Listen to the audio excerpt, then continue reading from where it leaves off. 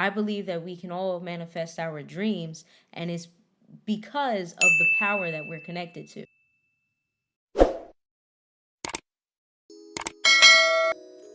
Peace.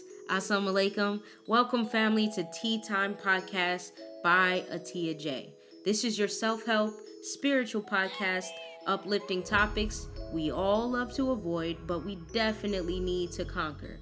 Tea Time is your moment to pause, listen, and absorb what is soothing to you.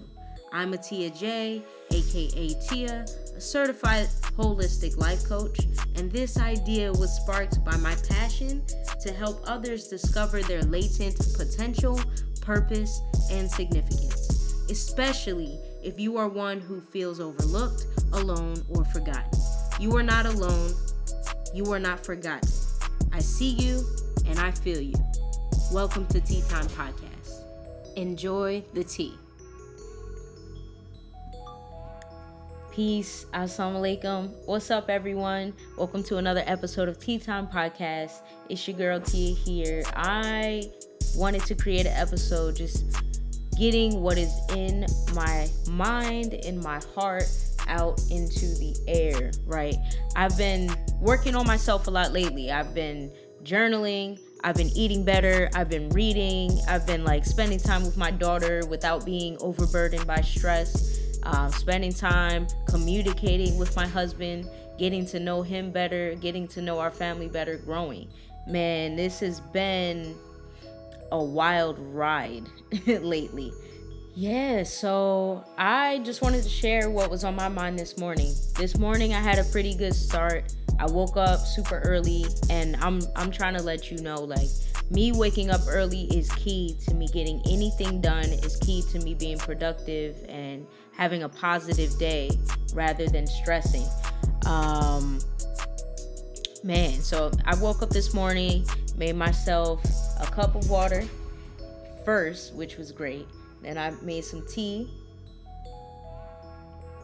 I've been drinking green tea lately because I've had these pains in my wrists, and it's kind of akin to arthritis when I describe it to people and when I self-diagnose myself online for what it might be. But after I gave birth, I started getting these pains in my wrists holding Journey, and I'm like, okay, it'll go away eventually. This is probably some postpartum pain that's going to go away. My joints are still very loose, so maybe this is what I'm feeling. And it just kept getting worse and worse and worse, and now it's just random. Sometimes I'll just move my wrist and this sharp pain will shoot up as if it popped out of the socket or something. So I looked up what the hell am I eating that is causing this, and of course it was sugars, fats, all of that, saturated fats. I haven't been really eating the way I'm supposed to eat. I've been eating out a lot. When I do cook at home, I'm always making a dessert that's not homemade dessert, so I would make cookies or whatever it may be. So I had to cut that out. If you follow me on TikTok or you follow me on my life coaching page, you'll see that I've been posting about eating healthier. And my goal was to, I'm going to just eat salmon. I'm just going to eat fruits and vegetables through the year. But that's not going to happen. I woke up one day and I was super weak. I woke up feeling weak. It was crazy. But I think it's because I didn't coax myself into it, but I immediately tried to go to one meal a day. And I immediately tried to go to not eating any breads and not eating any meats. And I was just eating a smoothie in the morning and then bean soup and just one bowl of bean soup. And that was not working out for me. Clearly, I'm a nursing mom. I can't just switch my diet around the way I used to before. Doesn't mean I can't switch my diet and can't get to one meal a day.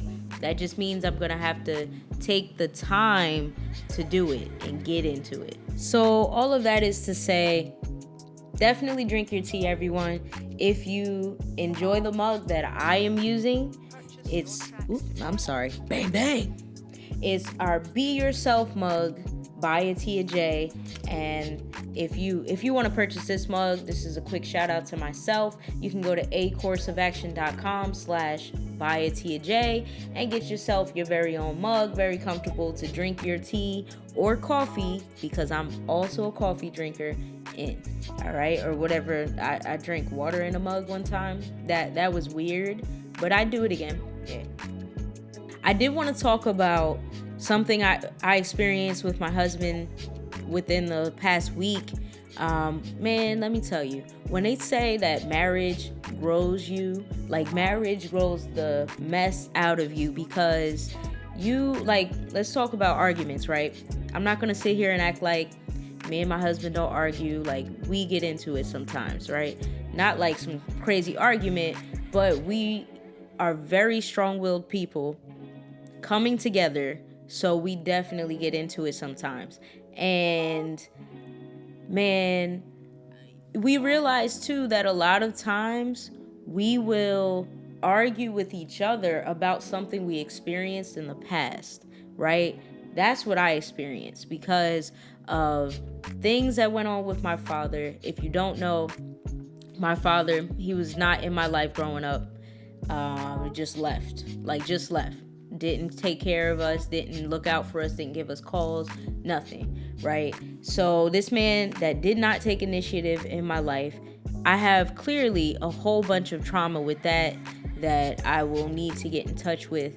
However, a lot of it comes up in my own marriage right now, like out of nowhere. You wouldn't even, it's not like, today I'm going to get in an argument about, my father abandoning me. I'm going to get into that type of argument. No, when you're in it, you don't even realize that it has nothing to do with your partner. It has nothing to do with the present moment, but has everything to do with trauma that is still unhealed, and maybe it's hard to even recognize within your brain, within your mind. But marriage will definitely bring it out of you. And when you're doing marriage the positive way, right, for growth, then you're gonna heal it. You're gonna begin to heal that trauma. You're gonna begin to address it. I'm not even a year in yet, so I'm not even gonna front and say that we got this down pat. No, we got a lot going on. But I do give us an applaud, and I love us because we do know how to converse. Like, we do know how to communicate with each other about it. Whether it's a couple days after getting angry or whatever it may be, we know how to communicate, and that has been our stronghold within our marriage, with everything, especially when having a child too. So and mind you, this communication didn't just start now with us being married. Like, this communication started while we were talking. Like, this communication started while in a relationship. This communication started before we made this decision together, which has been a blessing. So, but anyway, a conversation that we had last week actually brought me to the kind of recognition that I've been seeking a different self, right? So you may notice that my head is wrapped now. You may notice all of these things are going on, but I have been seeking the person I was in college and right after college, right? When that fearless, strong, bold, talk about it, try anything, I can do anything, Tia. Like, that was me in college. I was in every single club. I was in the Filipino club, the Dominican club. I was in salsa club. I was in interest for a multicultural org. I was, what else? I was an orientation leader, which was like top dog on my campus. You know what I mean? I was out here. Like, I was at the Black Lives Matter protests. I was in the poetry club. I did everything that I could, because whatever came to my mind that I wanted to try, I seriously, truly, and for good reason, believed that I could do it, and that I therefore should be there. I should show up, and I shouldn't be afraid to put myself in an uncomfortable or different situation. So that was me in college. Moving on, after college, I became a 21-year-old high school teacher in Baltimore City. Like, a city that I didn't know, a city that I didn't grow up in. I did spend some summers there. Shout out to my Aunt Gloria and my cousin Atiya. But it's like that was a brand new situation, but I took it by storm. Like I was like, I'm going to do this. There's nothing that's going to stop me, because my whole life since I was 6, I wanted to be a teacher. So guess what I'm going to do? I'm going to be a teacher. And I didn't care that I was short. I didn't care that I looked like a freshman in high school, younger than some of my freshman students in high school. I didn't care that this was my first year teaching. I didn't get support from the other faculty, other than shout out to Samira, my co-teacher, who was also new in there. Like, shout out to me. Back then, I was fearless. I brought guests into my classroom. I played the Honorable Minister Louis Farrakhan in my classroom. Know that. I taught things like how to pimp a butterfly for extra credit because we had some extra time. I just did things that were unorthodox. I did things that were from the heart. The key thing too, I was in touch with my heart. I think that's very important. But after quitting teaching, after kind of having to scramble and get a job, and then struggling with finances for a few years, and then getting into flight attendant life, where it was awesome. Like, being a flight attendant was definitely an awesome thing to do for me, because I always wanted to travel. But I kind of lost that sense of fearlessness. I kind of lost that sense of growth and that mindset of that growth mindset. I wouldn't say I lost it, but it went from being conscious to unconscious. Like, it wasn't my intent to grow in every situation anymore. It wasn't my intent to try something new or be uncomfortable. I became very comfortable with being comfortable. And I feel that I lost myself in that. And what I'm recognizing now is I was further away from the will of God, or Allah. Let's get back to that, because baby is crying. You know what, y'all? In order to actually get these podcast episodes out, I am deciding to do part 1 and part 2, and however many parts that I may need in order to do it, because I have to multitask as a mom and a housewife nowadays, as well as a life coach and a photographer. So, thank you for tuning in to part 1. We're going to get into it a little more in part 2, which will be coming later. Right, Journey? She just woke up. Tell him, Journey. She's not having the camera right now. All right, y'all. I will see you later. Peace. Oh, yeah.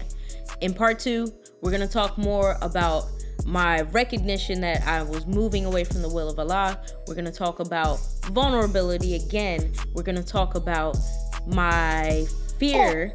We're going to talk about insecurity, which is fear. We're going to talk about my conversation with my husband. And we're going to talk about getting back to that self that you loved. Peace. I have my wrist. You see? Peace.